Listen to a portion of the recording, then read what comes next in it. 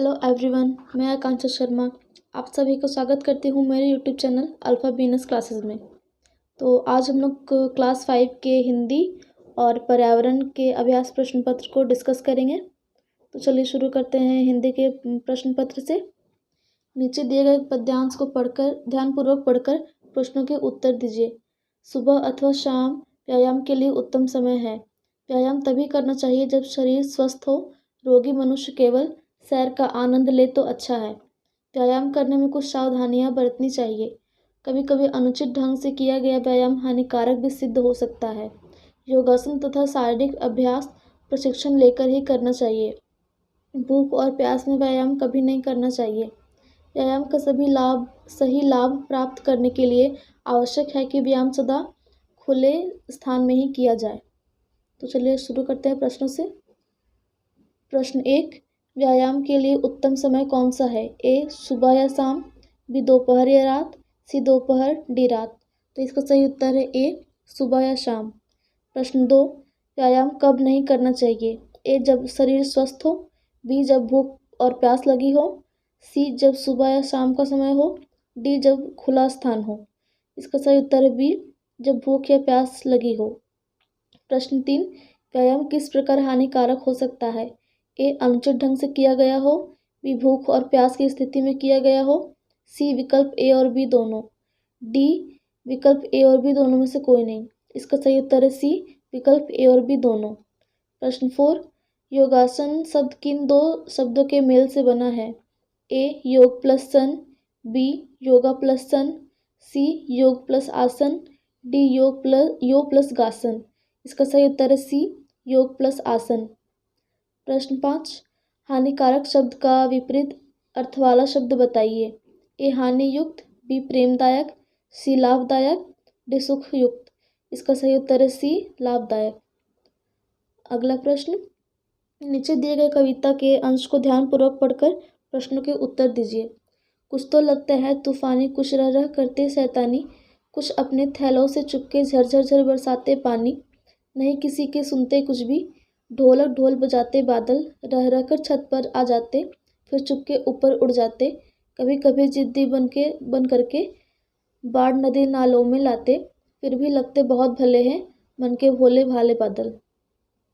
प्रश्न 6, बादल कौन सा कार्य नहीं करते?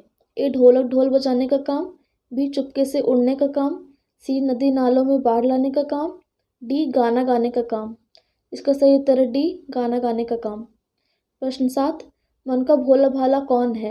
ए नदी, बी तूफान, सी नाला, डी बादल। इसका सही उत्तर है डी बादल। प्रश्न 8, बादल नदी नालों में बाढ़ क्यों लाते हैं? ए अपने भोले पल के कारण, बी अपने जिद के कारण, सी अपनी चुप्पी तोड़ने के लिए, डी अपनी शैतानी प्रकट करने के लिए। तो इसका सही उत्तर है बी अपनी जिद के कारण। प्रश्न 9, बादल का समानार्थी शब्द नहीं है। ए मेघ, बी घटा, सी जलद, डी समीर। इस प्रश्न में थोड़ा ध्यान दीजिएगा, इसमें लिखा है बादल का समानार्थी शब्द नहीं है, तो इसका सही उत्तर है डी समीर। प्रश्न 10, कविता में बहुत भले किसे कहा गया है? ए शैतान को, बी नदी को, सी बाढ़ को, डी बादल को। तो इसका सही उत्तर है डी बादल को। अगला प्रश्न, नीचे दिए गए गद्यांश को ध्यानपूर्वक पढ़कर प्रश्नों के उत्तर दीजिए। अनुशासन ही मनुष्य को महान बनाता है। जो मानव इसे स्वीकार नहीं करता, उसे अपने मन की चंचलता को दबाने में असफलता ही मिलती है। इसके कारण वह अपना अध्ययन भी सुचारू रूप से पूर्ण नहीं कर पाता। वास्तव में अनुशासन ही वह औषधि है जिसे पीकर पठन पाठन में आनंद आने लगता है तथा परीक्षाओं में सफलता मिलती है। इसके अलावा अनुशासन दैनिक जीवन में व्यवस्था लाकर मनुष्य के अन्य गुणों का विकास करता है। इससे कार्य करने में नियमितता आ जाती है तथा कर्तव्य और अधिकार का समुचित ज्ञान हो जाता है।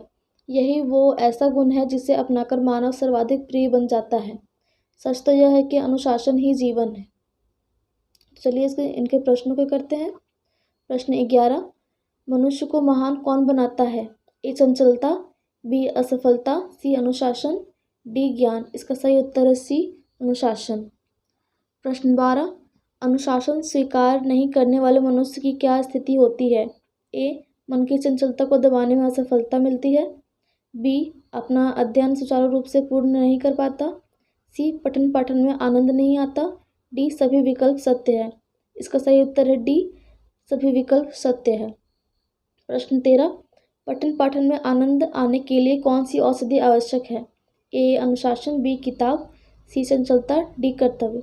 तो इसका सही उत्तर है ए अनुशासन।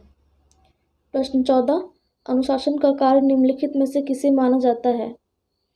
इसका ऑप्शंस, ए मनुष्य में अनेकों गुण का विकास, बी कार्य करने में नियमितता, सी कर्तव्य और अधिकार का समुचित ज्ञान, डी सभी विकल्प सत्य है। तो इसका सही उत्तर है डी, सभी विकल्प सत्य है। प्रश्न 15, गद्यांश में आए शब्द औषधि का क्या अर्थ है? ए दवा, बी फल, सी दूध, डी पानी। तो इसका सही उत्तर है ए दवा। तो चलिए अब हम पर्यावरण से जुड़े सब प्रश्न को करते हैं। प्रश्न 31, आपका अपने नाना के बेटे की बेटी से क्या रिश्ता है? ए बहन का, बी फुआ का, सी मौसी का, डी मामी का। तो इसका सही उत्तर है ए बहन का। प्रश्न 32, किसानों के जीवन में किस प्रकार की समस्याएं आती है? ए अच्छे किस्म का खाद एवं बीज समय पर उपलब्ध नहीं होना, बी समय पर बारिश का नहीं होना, सी उनके फसलों का सही कीमत नहीं मिल पाना, डी इन सभी समस्याओं का सामना करना पड़ता है। तो इसका सही उत्तर है डी, किसानों को इन सभी समस्याओं का सामना करना पड़ता है। प्रश्न 33, कुछ लोगों को नहीं चाहते हुए भी अपने गांव को छोड़कर दूर के किसी शहर में जाकर रहना पड़ता है क्योंकि ए उन्हें अपना खुद का घर मिल सके, बी उन्हें कोई काम धंधा मिल सके, सी उन्हें साफ पानी मिल सके, डी उन्हें ताज़ी हवा मिल सके। तो इसका सही उत्तर है बी, उन्हें कोई काम धंधा मिल सके। प्रश्न 34, आप मुंह से फूंक मारकर क्या कर सकते हैं? ए अपनी ठंडी हथेली को गर्म कर सकते हैं, बी गर्म खाने को ठंडा कर सकते हैं, सी उपरोक्त दोनों काम कर सकते हैं, डी इनमें से कोई भी विकल्प सही नहीं है। इसका सही उत्तर है सी, उपरोक्त दोनों काम कर सकते हैं। प्रश्न 35, छिपकलियाँ किस मौसम में गुम हो जाती हैं? ए सर्दियों में, बी गर्मियों में, सी बरसात में, डी कभी नहीं। तो इसका सही उत्तर है ए सर्दियों में। प्रश्न 36, इनमें से कौन सी चीज़ें 2-3 दिनों में खराब हो जाती हैं? ए चावल दाल और आलू, बी नमक चीनी और तेल, सी दूध दही एवं हरी सब्जियां, डी पापड़ अचार एवं चिप्स। तो इसका सही उत्तर है सी, दूध दही एवं हरी सब्जियां। यही वो चीज़ें हैं जो कि 2-3 दिन रखने पर खराब हो जाती है। प्रश्न 37, आप अपने घर में खाने की चीज़ों को जल्दी खराब होने से बचाने के लिए क्या नहीं करते? ए पानी में भिगोकर रखते हैं, बी अचार बनाकर रखते हैं, सी धूप में सुखाकर रखते हैं, डी अचार मुरब्बा एवं जैम बनाकर रखते हैं। इसका सही उत्तर है ए पानी में भिगोकर रखते हैं। प्रश्न 38, किसी खास मौसम में फसलों से जुड़ा त्यौहार कौन सा है? ए दिवाली, बी क्रिसमस, सी ईद, डी कर्मा। इसका सही उत्तर है डी कर्मा। प्रश्न 39, स्वस्थ एवं निरोगी रहने के लिए हमें किस प्रकार का भोजन करना चाहिए? ए मसालेदार एवं तला हुआ भोजन, बी मीठा एवं रसदार भोजन, सी सभी पौष्टिक तत्वों से युक्त संतुलित भोजन, डी बाजार का पैकेट बंद भोजन। तो इसका सही उत्तर है सी, सभी पौष्टिक तत्वों से युक्त संतुलित भोजन। प्रश्न 40, बरगद एवं पीपल के बीजों का एक स्थान से दूसरे स्थान पर फैलाव किसके द्वारा होता है? ए पानी के द्वारा, बी हवा के द्वारा, सी पशु पक्षियों के द्वारा, डी सभी विकल्प सही है। तो इसका सही उत्तर है डी, सभी विकल्प सही है। प्रश्न 41, बर्फ के चट्टानों से बनने वाले मकान को किस नाम से जाना जाता है? A igloo, B tent, C houseboat, D stilt house. तो इसका सही उत्तर है ए इग्लू। प्रश्न 42, बिजली की चमक और गड़गड़ाहट होने पर हमें क्या करना चाहिए? ए जंगल में हो तो बौने पेड़ या झाड़ियों में छिप जाना चाहिए, बी जमीन पर लेट जाना चाहिए, सी बिजली एवं टेलीफोन के टावरों के पास चले जाना चाहिए, डी ऊंचे पेड़ के ऊपर चढ़ जाना चाहिए। तो इसका सही उत्तर है बी, जमीन पर लेट जाना चाहिए। अगला प्रश्न, प्रश्न 43, पुराने ज़माने में इनमें से किसके द्वारा पानी को बिना बिजली के ऊपर उठाया जाता था?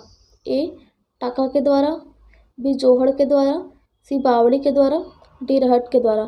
तो इसका सही उत्तर है डी, रहट के द्वारा। प्रश्न 44, प्रत्येक वर्ष विश्व पर्यावरण दिवस कब मनाया जाता है? ए 22 मार्च को, बी 22 अप्रैल को, सी 5 जून को, डी 14 नवंबर को। तो इसका सही उत्तर है सी 5 जून को। और अंतिम प्रश्न, प्रश्न 45, आपके रसोई घर की स्टील से बनी कौन सी चीज़ पानी में डूब जाएगी?